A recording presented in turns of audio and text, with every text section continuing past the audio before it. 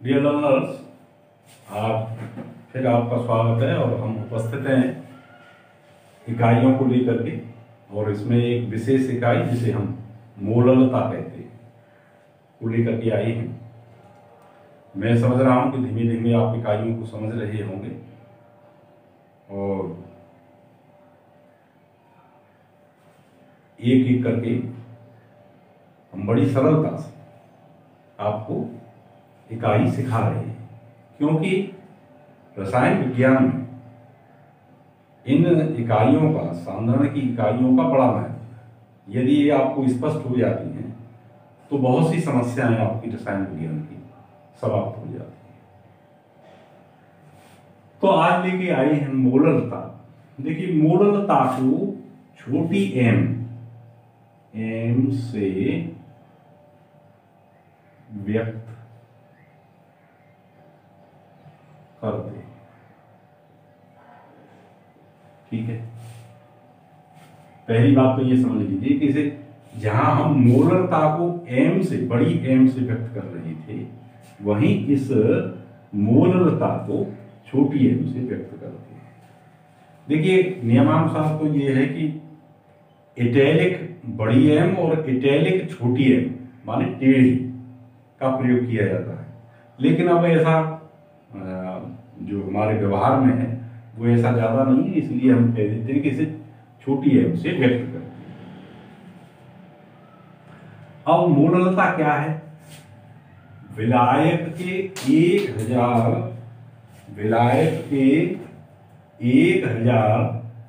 ग्राम या 1 किलोग्राम में घुलित विलेय के मोलों या ग्राम अणुओं की संख्या मोललता कहलाती है।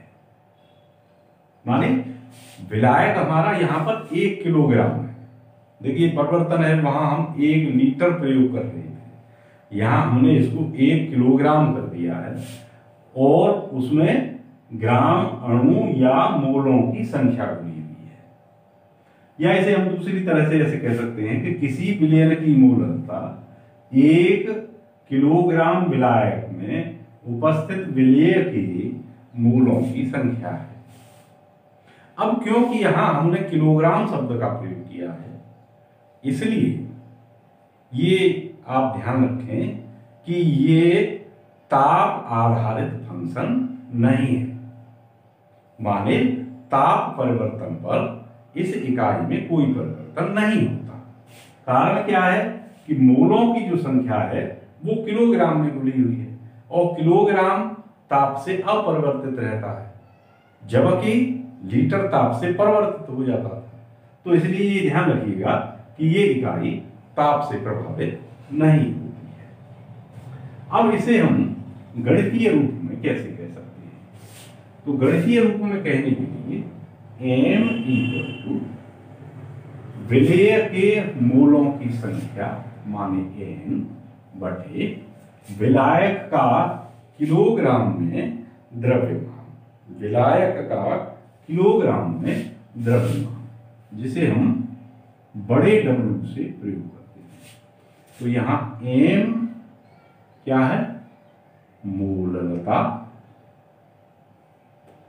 n मोलों की संख्या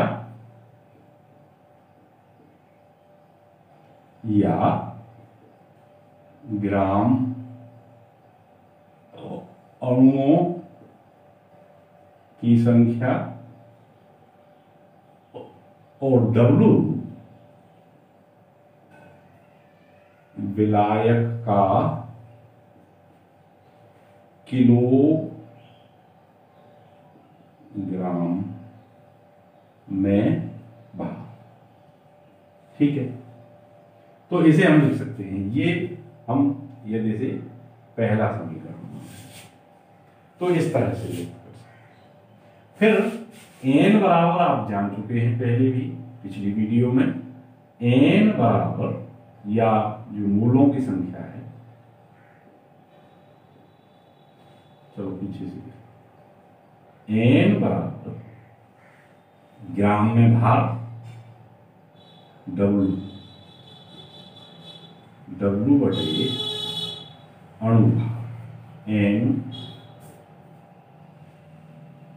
अब यहां पर W क्या है, ग्राम में भार है, किसका, विलेय का, ठीक है। और M अणुभार है, ये किसका है, विलेय का, ठीक है। अब तीसरी बात W की रह गई, तो ये W बराबर क्या है। अब देखिए W क्योंकि किलोग्राम में है, तो इस W को हम क्या कह सकते हैं कि W माने ग्राम में भार बटे 1000, इसे हम कह सकते हैं, या किलोग्राम में भार कह सकते हैं। अब इसका मान, अब थोड़ा सा यहां हमें परिवर्तन करना पड़ेगा, देखिए क्योंकि यहां भी हमने W का प्रयोग कर दिया है और यहां भी हम W का प्रयोग कर रहे हैं, तो इसे हम W डैश, अब आप समझ लीजिए कि W डैश बराबर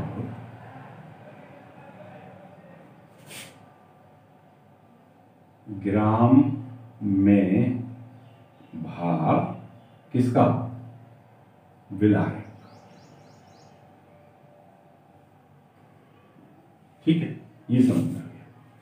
अब इन दोनों वैल्यूओं को हम समीकरण 1 में रख देते हैं, तो M बराबर W अपॉन, सॉरी, M बराबर W अपॉन M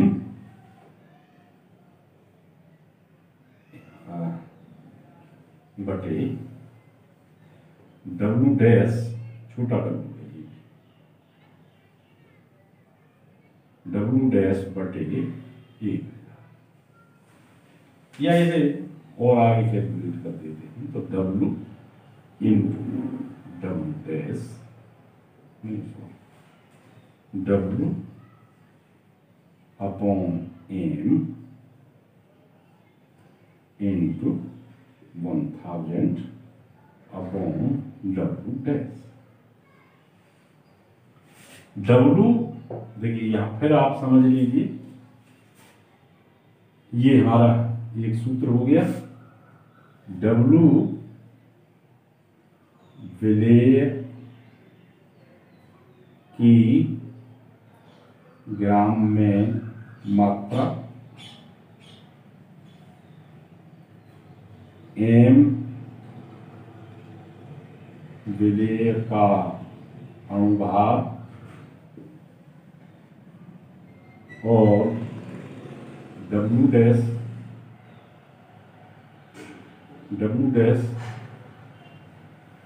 विलायक का ग्राम में भार।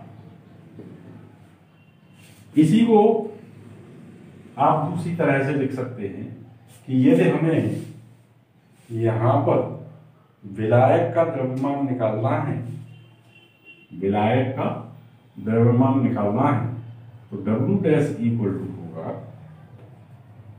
M into,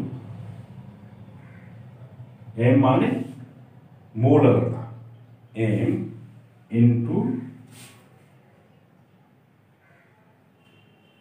M dash, M into M माने अणुभार, इंटू M इंटू M, ये छोटी m मोलरता है, यहां ये M अणुभार है, और इंटू W, ये विलायक का भार है, अब 1, तो आप इसका इस्तेमाल,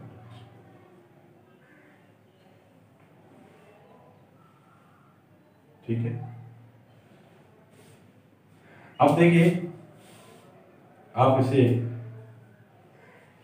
ऐसे भी कह सकते हैं कि जैसे मान लीजिए एक हमारे पास सवाल है कि 2.5 ग्राम एथेनोइक अम्ल 2.5 ग्राम 2.5 ग्राम क्या है, एथेनोइक अम्ल है, CH3CH2COOH। ये क्या है, एथेनोइक अम्ल। ठीक है, तो एथेनोइक अम्ल को 75 ग्राम 75 ग्राम बेंजीन C6H6 में घोला है। तो अब इसकी हमको मोललता की गणना करनी है। अब हमें चाहिए क्या क्या, मोललता की गणना के लिए हमें ग्राम में द्रव्यमान दिया हुआ है, इसका अणुभार निकालना है। ठीक है, तो अणुभार कितना हुआ, अब यहां इसका अणुभार आप एथिलोइक अम्ल का निकाल लेते हैं तो ये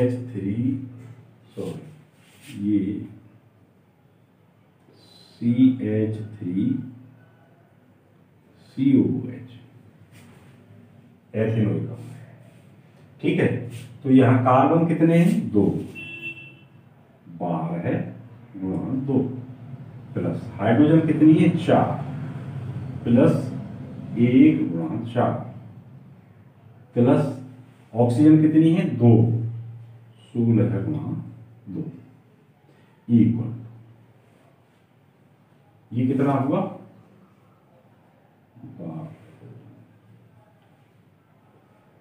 24 प्लस 4 प्लस 32 इक्वल टू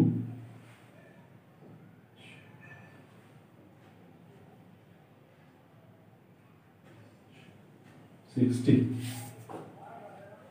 तो ये हमारा कितना कैलकुलेट होगा, ये 60 ग्राम। ठीक है, तो अब हम ये भी हमें मालूम पड़ गया कि इसका अणुभार कितना है, जिसे हम m से प्रदर्शित कर रहे हैं। m मालूम पड़ गया, w हमको मालूम है 2.5 ग्राम। ठीक है, और यहां हमको w डैश भी पता है, w डैश बराबर 75 ग्राम है। तो अब सभी का ही मालूम है, तो मूलतः m बराबर w की जगह पर रख दीजिए आप 2.5 ग्राम इंटू 1000 अपॉन m माने अणुभार 60 इंटू w डैश माने 75। इसे आप कैलकुलेट कर दीजिए, और कैलकुलेट करने के बाद ये जो वैल्यू निकल के आती है वो आती है 0.556 मोल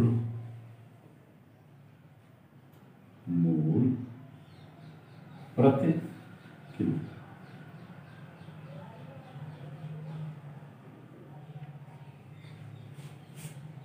तो अब आप समझ गए होंगे कि किस तरह से इसको कैलकुलेट किया जाए। यहां मैं एक बात करना और समीचीन समझता हूं कि कभी कभी विशिष्ट घनत्व की बात भी होने लगती है।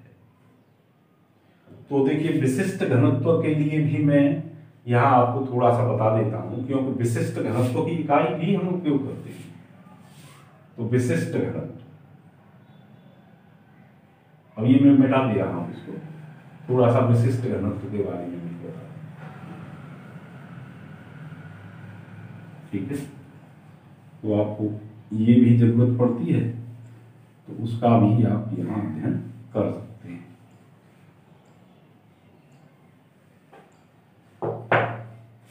वह विशिष्ट घनत्व, ये भी मैं थोड़ा सा चर्चा आपको किए दे रहा हूं। देखिए, विशिष्ट घनत्व क्या है ये आप समझ लीजिए। या इसे हम कहते हैं स्पेसिफिक ग्रेविटी।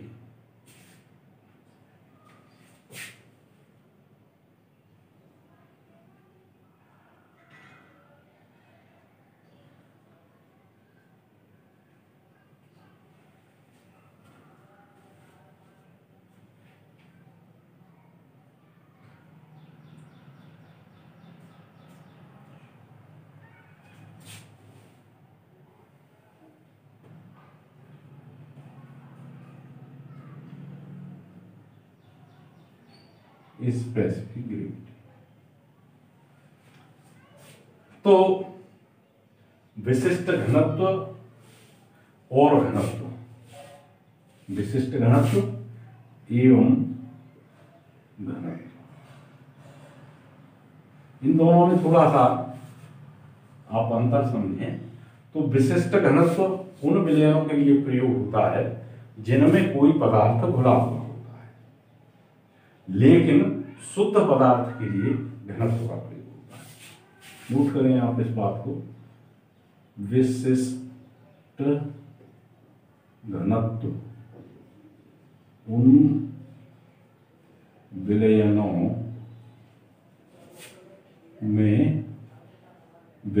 में विशिष्ट घनत्व, सॉरी यहां विशिष्ट घनत्व विलयनों के लिए प्रयोग होता है। ठीक है, जबकि घनत्व का प्रयोग शुद्ध पदार्थों के लिए किया जाता है। समझ गए ना? तो विशिष्ट घनत्व विलयनों के लिए प्रयोग किया जाता है और जबकि घनत्व शुद्ध पदार्थों के लिए प्रयोग किया जाता है। अब आप ये सोच रहे होंगे कि यहां हमने स्पेसिफिक ग्रेविटी लिख दिया है, तो विशिष्ट घनत्व के लिए स्पेसिफिक ग्रेविटी शब्द ही प्रयोग होता है, जबकि घनत्व के लिए डेंसिटी प्रयोग होता है। ये आप ध्यान रखिए, घनत्व के लिए डेंसिटी शब्द प्रयोग होता है। तो यहां क्योंकि विलयनों का मामला है, इसलिए यहां पर हम विशिष्ट घनत्व की बात करते हैं। तो किसी विलयन के लिए विशिष्ट घनत्व बराबर विशिष्ट घनत्व बराबर होता है विलयन का द्रव्यमान, विलयन का द्रव्यमान